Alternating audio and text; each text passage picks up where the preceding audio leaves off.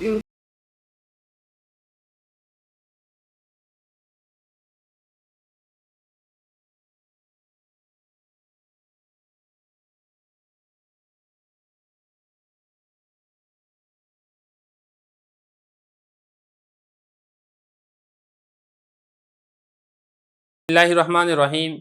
तफसीर मारिफ़ उल कुरान के मुकदमे में खुश आमदीद। गुज़श्ता सबक के अंदर हमने कुरान मजीद के नाजिल होने की तारीख़ के बारे में पढ़ा था और हमने ये पढ़ा था कि नबी करीम सल्लल्लाहु अलैहि वसल्लम पर सबसे पहले कौन सी आयत नाजिल हुई थी। आज के इस सबक के अंदर हम मक्की और मदनी आयात के बारे में पढ़ेंगे।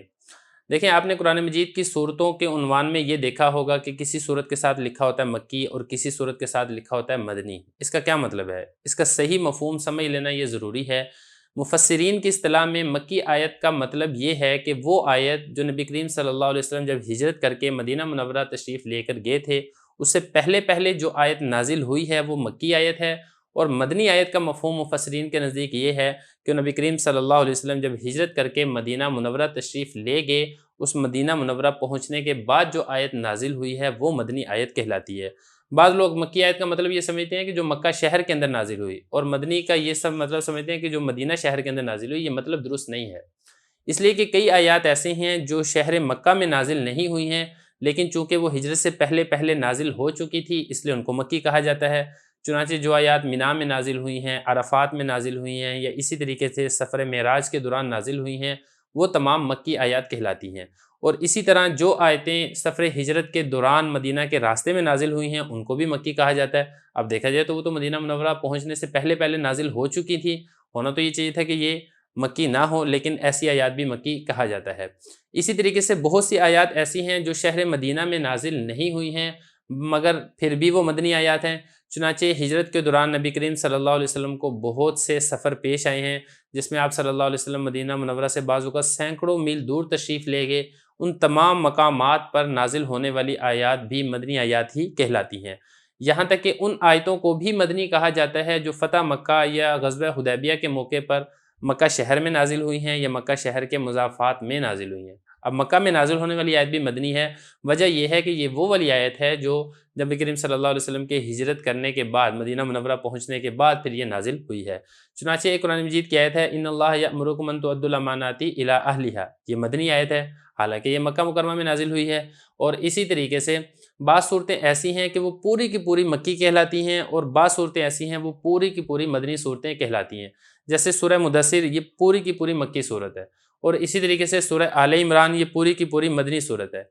लेकिन बाद मरतबा ऐसा भी होता है कि पूरी सूरत मक्की होती है, लेकिन उसमें से एक आयत, ये चंद आयात ये मदनी होती हैं।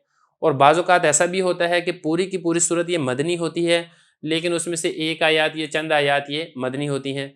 मिसाल के तौर पे सूरह आराफ, ये मक्की सूरत है, लेकिन इसमें जो आयत है ना, वस्अलहुम अनिल क़र्यतिल्लती कानत हाज़िरतल बहर, यहाँ से लेके वइज़ अख़ज़ रब्बुका मिन बनी आदम, यहाँ तक ये जितनी आयतें ये मदनी हैं।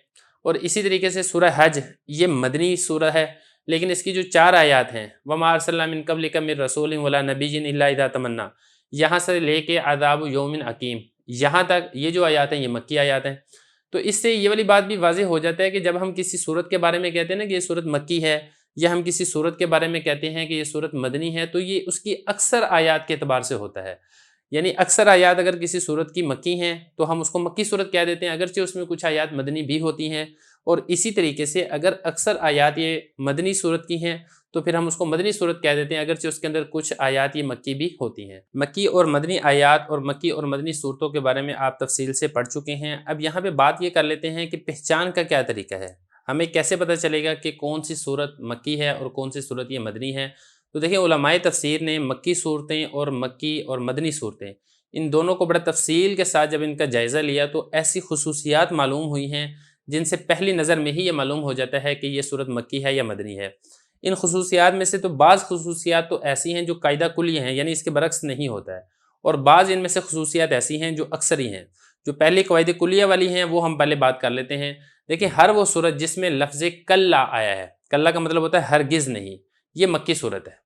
ये लफ्ज़ 15 सूरतों में कुल 33 मरतबा इस्तेमाल हुआ है, और ये सारी की सारी सूरतें कुरान मजीद के निस्फ़े आखिर में हैं, यानी 15 पारों के अलावा जो आगे वाले 15 पारे हैं, 16वें पारे से लेकर 30वें पारे तक, یہ ساری کی ساری صورتیں وہاں پر پائی جاتی ہیں۔